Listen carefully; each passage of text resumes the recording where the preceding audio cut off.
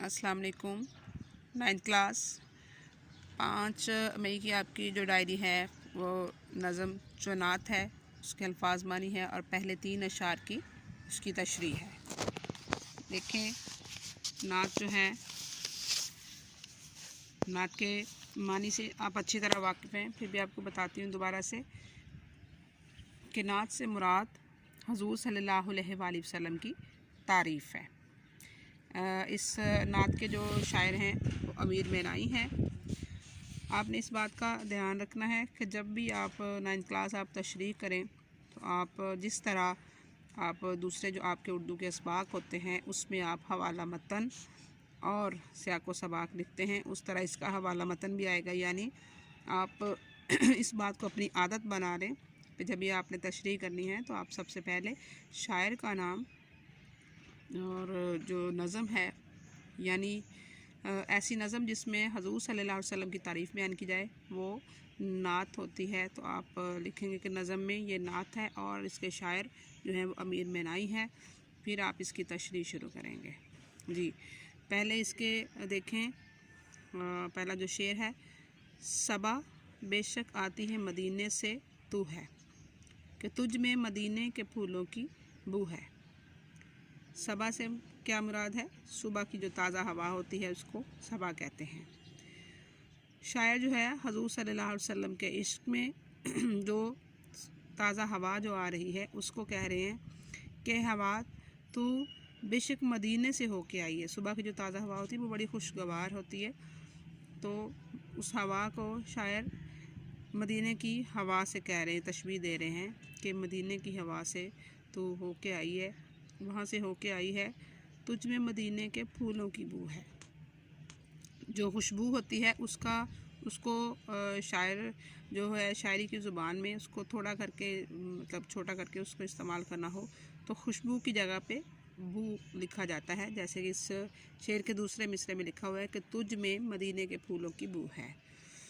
शायर अपने इश्क और मोहब्बत की वजह से जो हुज़ूर सल्लल्लाहु अलैहि वसल्लम से उसको है, उससे वो शायर कह रहे हैं कि सुबह की जो ताज़ा हवा है वो मदीने से होके आई है और वहाँ जो मदीने में फूल हैं हुज़ूर सल्लल्लाहु अलैहि वसल्लम के रोज़ा मुबारक के पास उस शहर में, उस पकीज़ा शहर में, उनमें मदीने के फूलों की खुशबू है।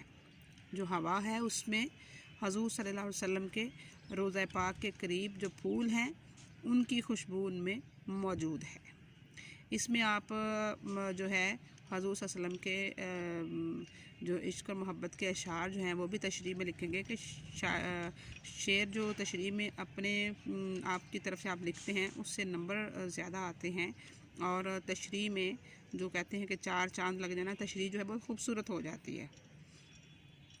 आप इसकी तशरीह करते करते आप जो हुज़ूर सल्लल्लाहु अलैहि वसल्लम के इश्क मोहब्बत के कोई भी से भी अशार जो हैं वो लिख सकते हैं।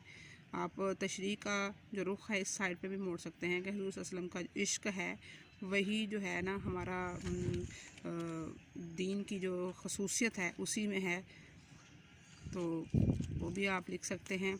उसमें अल्लामा मोहम्मद इकबाल साहब का जो शेर है कि मोहम्मद से वफ़ा तूने तो हम तेरे हैं, ये जहाँ चीज़ क्या है हम लोह कलम, ये जहाँ चीज़ क्या है लोह कलम तेरे हैं। ये शेर भी लिखा जा सकता है कि हुज़ूर सल्लल्लाहु अलैहि वसल्लम की जो मोहब्बत है वही सारा कुछ है, उसी की वजह से जो है इंसान की बख्शिश है कि हुज़ूर सल्लल्लाहु अलैहि वसल्लम की मोहब्बत के बारे में, उनकी इताअत के बारे में ये भी लिखा जा सकता है कि अल्लाह पाक का फरमाने आलिशान है कि जिसने मेरे महबूब की इताअत की उसने मेरी इताअत की। ये देखें दूसरा शेर, सुनी हमने तूतियों बुलबुल की बातें। बुलबुल का तो आपको पता है, तोती जो होता है ये खुश आवाज़ एक परिंदा होता है, छोटे साइज़ का एक खुश आवाज़ का एक परिंदा, इसकी आवाज़ बहुत प्यारी होती है।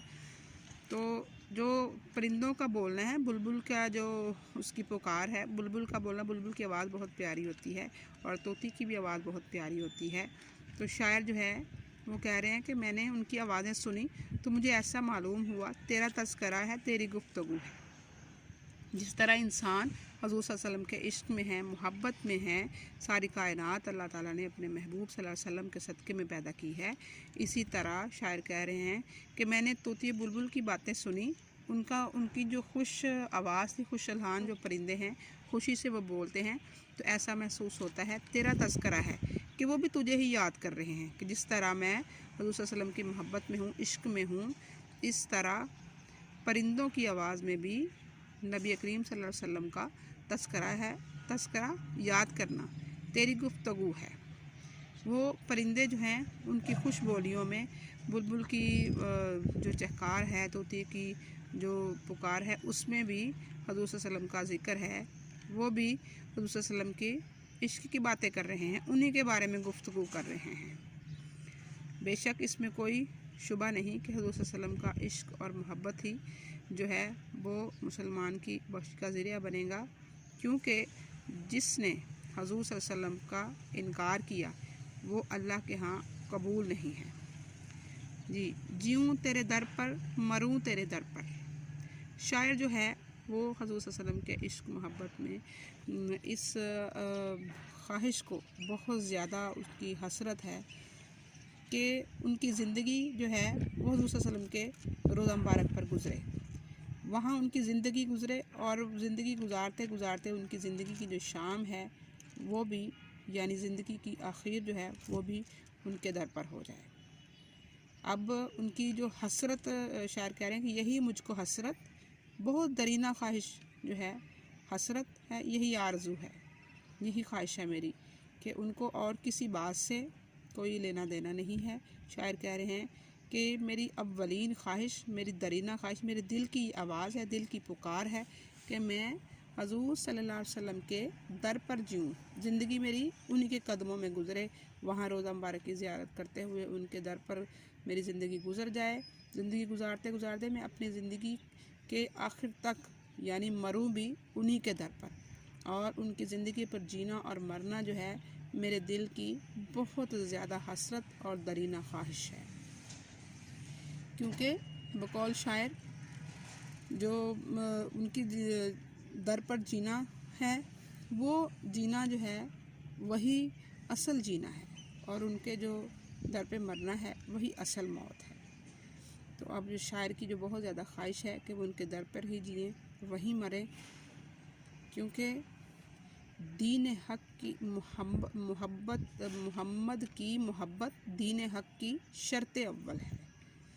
मोहम्मद की मोहब्बत दीन हक़ की शर्त अव्वल है, अगर हो इसी में खामी तो ईमान नामुकम्मल है। 9th क्लास आप तशरीह करते हो, इसमें अपनी मर्ज़ी से अशार भी लिख सकते हैं। जैसे मैंने ये शेर बोला है, मैं दोबारा बोल देती हूँ।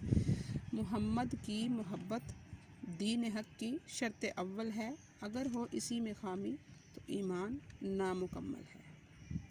तो आप इसकी अच्छे से तशरीह सीखें और करें ताकि आपके अच्छे से इसमें नंबर आएँ।